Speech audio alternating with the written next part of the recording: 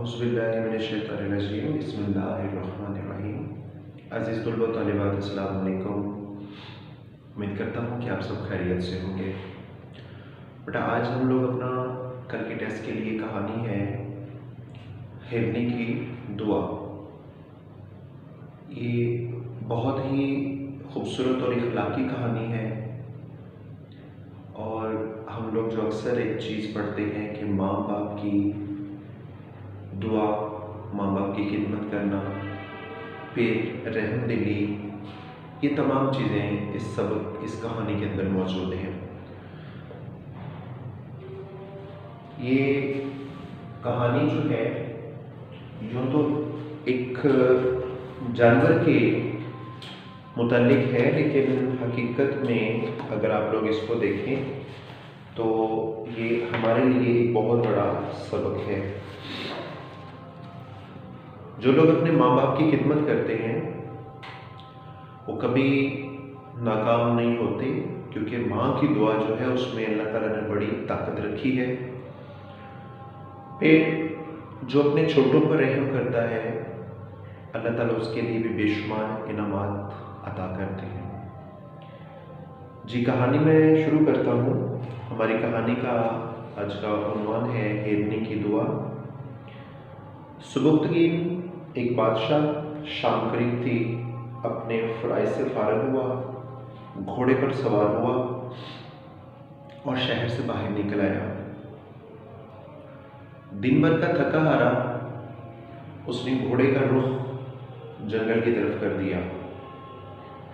जंगल की तरफ से आने वाली ठंडी हवा लगी तो दिमाग ताज़ा हुआ, तबीयत भी हशाश बशाश हो गई। घोड़े को एड़ लगाई और जंगल में दाखिल हो गया। मकसद शिकार करना चाहता था, ताकि शिकार करने से उसके जो दिन भर की थकावट और जो बोझलपन है वो ख़त्म हो जाए। उसने काफ़ी दूर तक घोड़ा दौड़ाया मगर कोई शिकार नजर न आया। सूरज गुरूब होने वाला था, शाम का अंधेरा उतरने वाला था। उसने घोड़े की बाल मोड़ी और शहर की तरफ चल पड़ा। वो आहिस्ता आहिस्ता जंगल से बाहर निकल रहा था।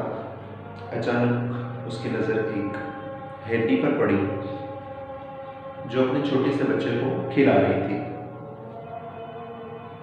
शिकारी जब अपने शिकार को देख लेता है तो फिर उससे सब्र नहीं होता। सुबुक्तगीन का भी यही हाल था। उसने जब हिरनी और उसके बच्चे को देखा तो फौरन घोड़े की लगामें ढीली छोड़ी और हिरनी के पीछे डाल दिया। हिरनी भागी, जंगल में छुपी।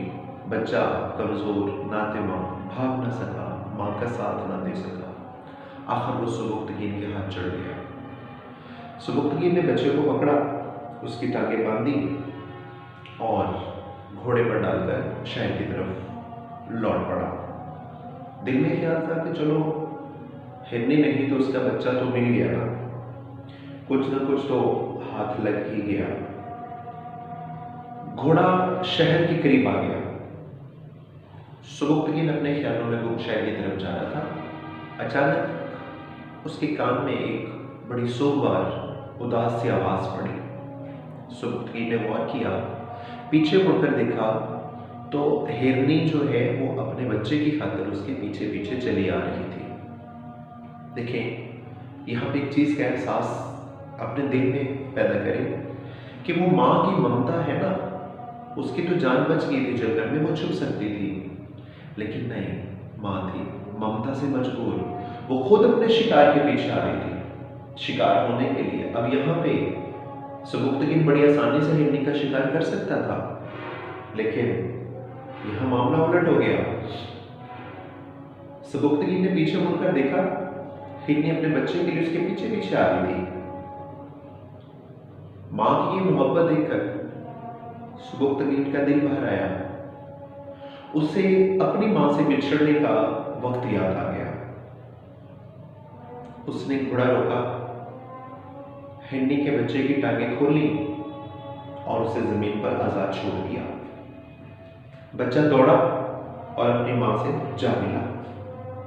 माँ उसे चाट रही थी, प्यार कर रही थी, और कभी कभी सुबुक्तगीन की तरफ देखकर आसमान की तरफ मुंह उठाती जैसे दुआ मांग रही हो। सुबुक्तगीन ने कुछ देर ये नजारा देखा, फिर अंधेरा बढ़ता पाया तो उसने घोड़े की बाग उठाई और जल्दी शहर में दाखिल हो गया और अपने घर जा पहुंचा। रात ने पर फैला दिए, सारा शहर अंधेरे में डूब गया।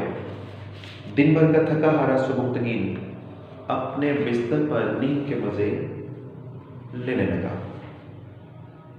अचानक उसके ख्वाब में एक बुजुर्ग आए, सुबुक्तगीन को देखा, अस्सलामु अलैकुम कहा और बताया कि सुबुक्तगीन, हिरनी की दुआ कबूल हो गई है।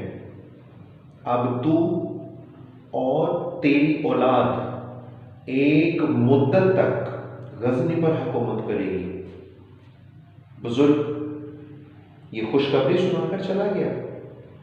सुबुक्तगीन की आंख खुल गई, ख्वाब के वाक्य पर गौर किया, मगर कुछ समझ में ना आया। वो इस ख्वाब को भूल जाना चाहता था, मगर भूल ना सका।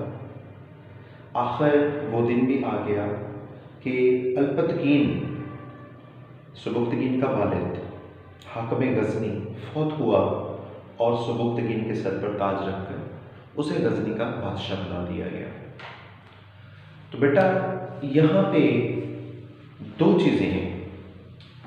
नंबर एक, माँ के दिल से निकली हुई दुआ कभी रायगानी नहीं जाती, अल्लाह ताला के यहाँ उसको कबूलियत का दर्जा जरूर मिलता है। माँ की नाराजगी, दुनिया की तबाही, आखिरत की बर्बादी। और माँ खुश है, माँ राजी है तो अल्लाह भी खुश, दीन और दुनिया दोनों कामयाब। फिर इसके बाद अगला सबक भी है कि अगर आज हम किसी के साथ भला करेंगे तो हमारे साथ भी भला होगा। आज हम किसी के साथ नेकी करेंगे तो कल कोई हमारे साथ भी नेकी करेगा। तो यहाँ सुबुक्तगीन ने उस हिरनी पर रहम खाया, उसके बच्चे को आज़ादी दी, तो अल्लाह ताला ने उसकी किस्मत में उसकी नस्लों के लिए हुकूमत बादशाही लिख दी। तो हमें इन चीज़ों से सबक सीखना चाहिए। ये किरदार में हमारी बातें शामिल होनी चाहिए, एक दूसरे पर रहम करना, माँ बाप का अदब करना, छोटों पर रहम करना, ये तमाम चीज़ें हमें सीखनी चाहिए। अस्सलाम वालेकुम।